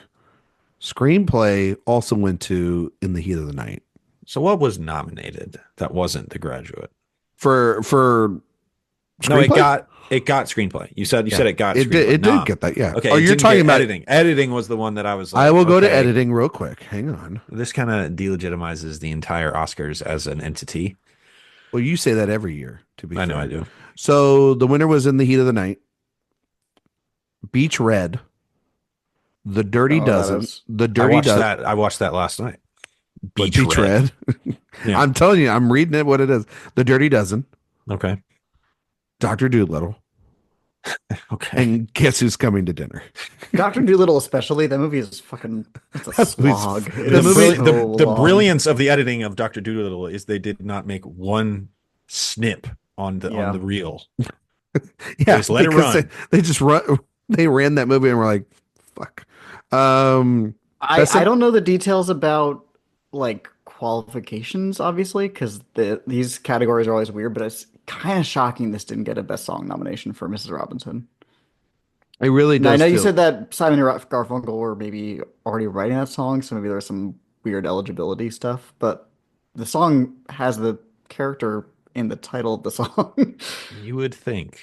This was the year "Talk to the Animals" from Dr. Dolittle won Freaking best Dr. song. Dolittle. This is also the Bare Necessities year as well, Sure. from the Jungle Book, the animated Jungle Book. Cinematography, the win went to Bonnie and Clyde. Camelot, Pretty Dr. good Dolittle, movie. The Graduate, and In Cold Blood were the other nominees. That's actually pretty good. They just Yeah. loved Doolittle, man. They were cuckoo for Doolittle. They did lots for Dolittle. Strauss also did Doolittle. He was a double nominee. Damn. Yeah, yeah. Double nom. Good for In him. Cold Blood is a real He good looking contains movie, too. multitudes. Yeah. Adapted screenplay was In the Heat of the Night, The Graduate, In Cold Blood, Ulysses, and Cool Hand Luke. Ulysses like James Joyce? I Yes. know they made a movie of that. Okay. Directed by whom? Joseph Strick, a guy Okay. we all All right. know. You know what I mean? He's our next series. Big strict head over here. I'm just telling you what I see here, guys. Yeah. Oh man. Who won actress? Actress was Katharine Hepburn for Guess Who's Coming to Dinner. Yeah, A- give it to Bancroft. And then she wins again the next year. So it's kind of like, what are we doing here? I don't know. Or The Lion in the Faye's Winter. great in Bonnie and Clyde. Yeah. Love her in that Yeah. one too. Maybe, Anne yeah, Bancroft, probably. I've seen people argue that she's not a lead. I don't really What do care you about think? categories. I think she's She's a lead, first and I build. do She's not first, care about yeah, she is category first stuff. build. That But is true. Not that Wait, that Cody, matters, you but don't care about category fraud? absolutely not. mm. Really? No, Interesting. So you there's don't like care war going about. on. Who Oh, cares? well, People get so up in arms. so Kieran Culkin, you're like fine, It's supporting, like whatever. whatever. Sure, who cares? Like you don't get like It's where hung I up. bridge the gap of like I love the Oscars, but then I'm like, it's just an award show, guys. People get so Oh caught well, up in it. if we're going there, then yes. Yeah, I'm like Yeah, stuck I mean, in I guess OJ and the so. didn't Ryan know that world The here. Graduate won Best Picture. But Didn't like win Best Picture. I'm just kind of well, I mean, I am kind of shocked about that because usually most Oscar people tend to get hung up on that. That I is care in the way that I'm like, obviously, I'm not going to put them there for my personal awards, okay. but Well, also then that's I'm fair. not like freaking out about it Sure, because the movie's again, called Carol, but the character named Carol is supported. it's Yeah. the one of the biggest things in the world that makes me like get very touch grassy, where I'm like, everybody just go kiss a girl. I don't I know. don't know. I feel It's like if funny. it's, I do feel like if it's really egregious for a lead, like for like if somebody's in supporting and it's really like they're in the movie like 75% of the time, and it's Yeah, focused like the Karen Culkin thing this year is pushing it where I'm like, this is stretching it my limits to not get mad about it. And I do kind of that like one's ridiculous. But I've seen people be like, Jeremy Strong's a Coley in The Apprentice, and I'm like, no, everybody needs to sit down, But what no. drink about some the water. opposite? Yeah, what about, So Anthony Saldana, Hopkins, Silence of the well, Lambs? He's a see that lead. Why not? that one Who I cares? actually don't give a shit about. Like I actually think it's No, great That's it's that how he I feel. cool. I'm won. kind of like he's so like omnipresent in the Yeah, movie. I it's like also like. it's about I how would they use the 16 minutes too. You know what I mean? I would Yeah. argue that it's tough to call something category fraud when they're an arguable supporting flipping up into lead, which is like a harder category to win, Yeah, kind of. exactly. Yeah. Yeah. It's like when they go squishing down into supporting because they don't want to double nominate two people from the same movie or because it's like a slimmer path, like Alicia Vikander or something. Then I'm like, okay, that is fraudy, but I don't know. I'm I not don't complaining know. about like Michelle Williamson lead or Lily Gladstone. Oh, yeah, yeah, yeah. Well, I mean, I don't mind. Yeah, the bump up, I never have a problem with. I guess it's the bump down I have a problem with, where it's like, well, you're clearly going to put Jesse Eisenberg or Right. Carla Sofia Gascon in lead, and it's like, well, Zoe Saldana Where and it's just or purely Cynthia Erivo, strategic. yeah, and it's a Yeah. strategic. That's the thing that I think I'm more upset with. It's like you're not doing this because it organically happened this way. You're doing it because you want to get a You win, know what? and I'm it's kind joining the of Cody coalition on this one. well, oh, surprising that you would go Who against the grain cares? on the award stuff. But like, no, like Hepburn, I kind of feel like, yeah, I mean, it makes sense that it's Yeah. Katharine Hepburn. It's like Oh if no, you, Hepburn's lead. I meant Anne Bancroft. oh, and Bancroft. Oh, okay, okay. Well, I mean, like, it's also like the Meryl thing. Like, is Meryl the lead in Devil Wears Prada? No, Sure.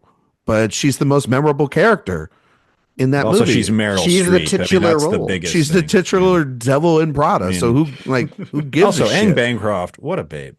Let me Oh tell you. yeah, Boy, oh boy. would have been an important person for you. Oh, yeah, big time. Well, Jay, you know who she was married to, right? No. You don't know who she was married to? Mm-mm. Pretty famous guy. Cody, you want to help him out here? Mel Brooks. Mel Brooks. Thinking Oh, the I did know producers. that. I did know that. I did know that. And her and Nichols used to date. Yeah, just a lovely Damn. pair though. Bancroft and Brooks. I did know that. They were awesome. Like if you watch like old stuff together with them, they were madly in love with each other. Yeah. It's so awesome to see that. Mel And Brooks, man, still kicking. Still here. He just What a guy. posted about David Lynch today. Don't do that, Jay. Damn it. Don't He's gonna jinx hit it. it. He's gonna hit triple digits for sure. How old is he? He's 98. don't Damn. guys. I don't want to jinx it. Don't do that. I mean, yeah, we're Oh recording damn, we on have almost the same birthday. Okay. um Wow. He's a um Cancer, just like me. we are recording today, yeah, as Cody just alluded to on the passing of the great David David Lynch. Lynch. Yeah. The Jay man. Jay, you're well, not your favorite director, that's Malik, but like on your Mount Rushmore, right, buddy? He's probably on my Rushmore. Yeah, he's I now definitely owe him a full rewatch, that is for sure. I'm wearing my Twin Peaks hat. Yeah. Hmm. Um, sad day. Cody, any thoughts on David Lynch? I love the guy. I just finished a rewatch along with the podcast Blank Check with of all his movies plus all of Twin Peaks, including The Return. Like I literally just finished rewatching The Return maybe a week or two ago. I have on my nightstand right now. I'm currently reading The Secret History of Twin Peaks. Like it Mm, was a very strange timing personally because I'm just so mired in his world right now. And I mean, but I always am. Mulholland Drive is possibly my favorite movie. You asked me on the right day. So yeah, this was a celebrity death that actually really affected me in a way that they that's a don't big usually. one. Yeah. That's a I big got one, man. And it is so weird because a lot of people kind of in our circle, I'm sure, were listening to that Blank Check series. Yeah. I know I listened to all of it. That's just, weird, weird coincidental timing. It sucks. Mhm. I mean, he was one of the greats of all time. Hate it. yeah. I One mean, of a kind, like one of those people who you can genuinely say just there was nobody else like him. they And coined a to phrase have, after him. Yeah, yeah, and Lynch everything. in, and to have his final, not, he did short films obviously, but his final like work of art be Twin Peaks: The Return. It's one of the greatest, we can say definitively now, one of the greatest end caps to a career in film history. Yeah, There is just this great thing, absolutely. and it kind of brings now even a greater meta contextuality to at the end of the Fablemans, when the executive says, "Hey, Sammy, you want to meet the greatest director of all time?" and David Lynch is playing John Ford, but you can also make that same distinction for It David does give that Lynch. scene even more power. Yes, it Yes. does. Yeah. That movie doesn't need to have any more power than it already does because it's a beautiful movie. But then you just have that context now with it, and then just the stuff that Spielberg has said today and said at the time, and just the Kyle MacLachlan post on Instagram Oh, I killed haven't me. seen that. That's gonna rip your heart out. But I have to thank Jay. I was a sort of a novice in the last 5 years or so is really when I've gotten into Lynch, and I watched everything, including all Twin Peaks and The Return. We did an old series on it, and on the old show, and yeah, I'm so grateful to you, buddy, for that. And I've told you that many times, but today was especially because I was just thinking about images and shots and performances, and just thinking about that guy who just was such a wonderful guy and figure and everything. And Yeah. I love the guy through and It through. yeah, Ryan just texted me, did you see the news? And I was like, I mean, this could mean a million different things. I don't know. So immediately I just ran to Twitter and assumed whatever it was would be one of the first things I saw. And yeah, for that to have been the news was that one hurt like really, I had figured really, that you had saw it, but I was like the really hurt. Yeah. first person I thought it was you, man, because I was just like, oh God, this fucking sucks. Yeah, It's I was you saying know, I before mean, it's weird because he had already said, I'm not going to make any more movies before my emphysema is, a real problem.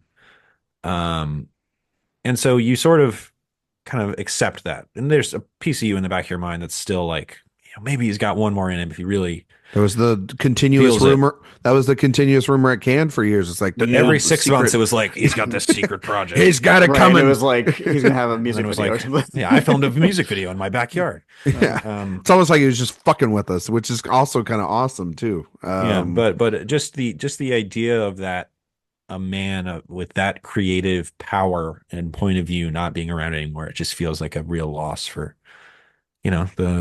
the world at large. I It don't know how it's it really sucks.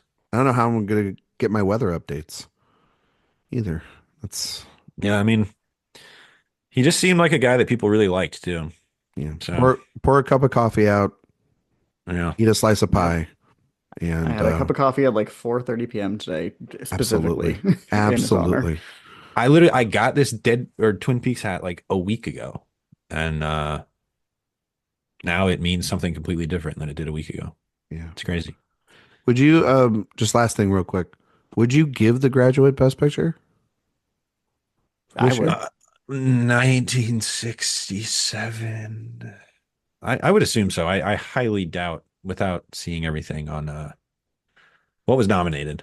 In the Heat of the Night, Bonnie and Clyde, Doctor Dolittle. Dr. Doolittle, and Oh, I'd go Doolittle who's actually. I forgot about that. and guess who's coming to dinner? Also, Cool Hand Luke came out this year. I don't know if you're a big Cool Hand Luke guy, Jay. No, I mean, I'd give it to The Graduate again. I Yeah. truly, even when you watch it now, whatever we are, geez, 58 years later, that's ridiculous. It still feels revolutionary. Yeah. Yeah. Well, In the Heat of the Night, good movie, just not The Graduate. Yeah. It's not The Graduate. Yeah. To Jay's point, it does feel when you're watching this like it is signaling something new, even though like it is closer to the beginning of cinema than we are right now. Um, it's amazing. Okay. I Yeah, probably also would give it basically every Oscar it's nominated for. that's true. And then some because it should be nominated for fucking editing and it's not. Ending and song. Song and even the production design. Give it that Yeah. too. This is also when there was a like song score category. So like sure. Yeah. No, for sure. I would probably give it to it as well. Though I'd still I would have given Newman the Oscar for Cool Hand Luke, but that's just me. I might also go instead of Catherine Ross with Carol Channing and Really Modern Millie. Anybody? Oh, you would give her the win. I would. It's a Catherine wild Ross? performance. No. Carol Channing in Thoroughly Oh, Modern Millie. okay. Not Parsons for Bonnie and Clyde. No, that performance. Mm, She's still alive. God bless her. But that yeah, performance is kind of not really my flavor. My flavor. yeah, no, for sure. Cody, Yes. thank you for coming on this show, doing this wild show with us. We loved having you on to talk about The Graduate. Can you tell everybody where they can find you and all your work on the internet? And can you give everybody a recommendation of the week? Something maybe that you've been watching, or that it doesn't have to be new, or it could be something new that you've been watching recently. I know you talked about Twin Peaks: The Return, but you could also talk about anything else as well too. Sure. Yeah, I would say find my work all over the place. I'm on basically every website as at Cody Monster 91. I have my own podcast called Halloweeners, a horror movie podcast. As for something to recommend right now, I'm kind of just mired in 2024 watches, trying to finish up the year. So, I mean, I really don't feel like I can do anything but recommend just anything by David Lynch. Just go pop something in, pull up the Criterion channel. There's a million things on there. Watch Mulholland Drive for the thousandth time. It never gets old. Watch something. Watch Dune. You haven't seen Dune in a while? Watch Dune. It's kind of fun. Who Not the knows? Villeneuve version.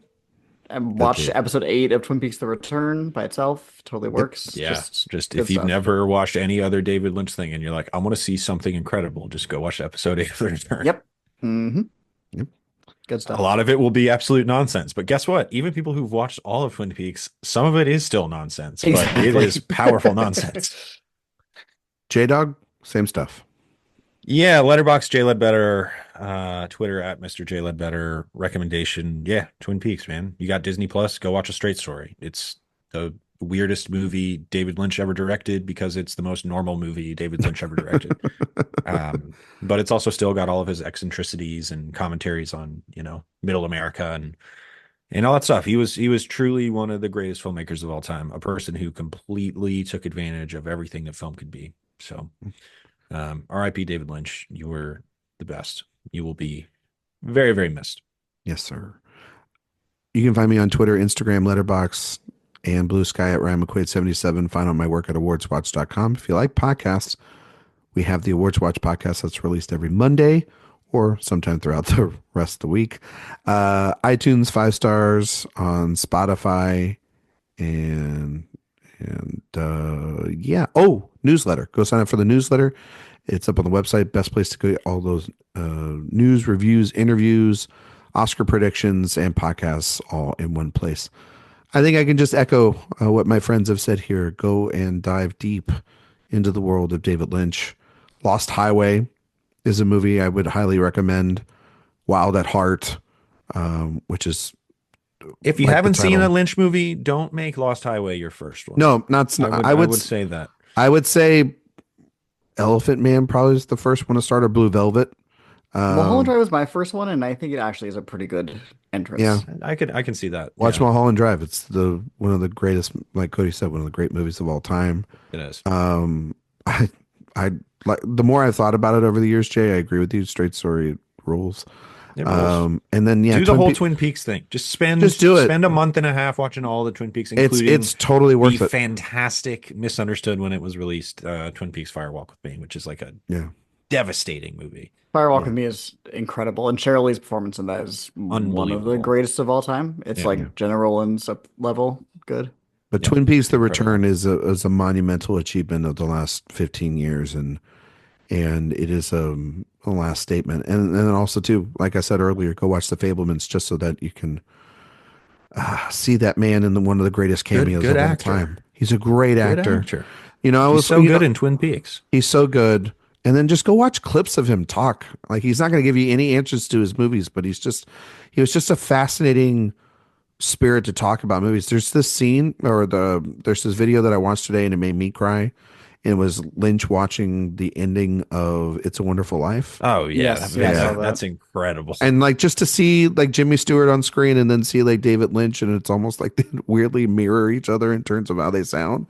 And it's It was also the guy who directed Lost Highway is like, It's a Wonderful Life. It's just a remarkable, he's Yeah. just like he remarkable. says Well, Mary and I die, you know, and you're like, I oh think that's why he resonated with so many people, myself included, is because he kind of was the perfect artist to look at the world for what it is yeah, and still all what it is in terms of all the darkness and all the wrongdoings that are possible and all the injustices and not shy away from that, but still find a way to gravitate towards the light.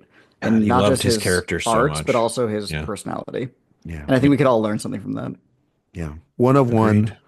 And if you are going to watch a film from 2024, I highly recommend a movie that feels very much in the spirit of David Lynch. And I believe it was Cody's number one film of the year.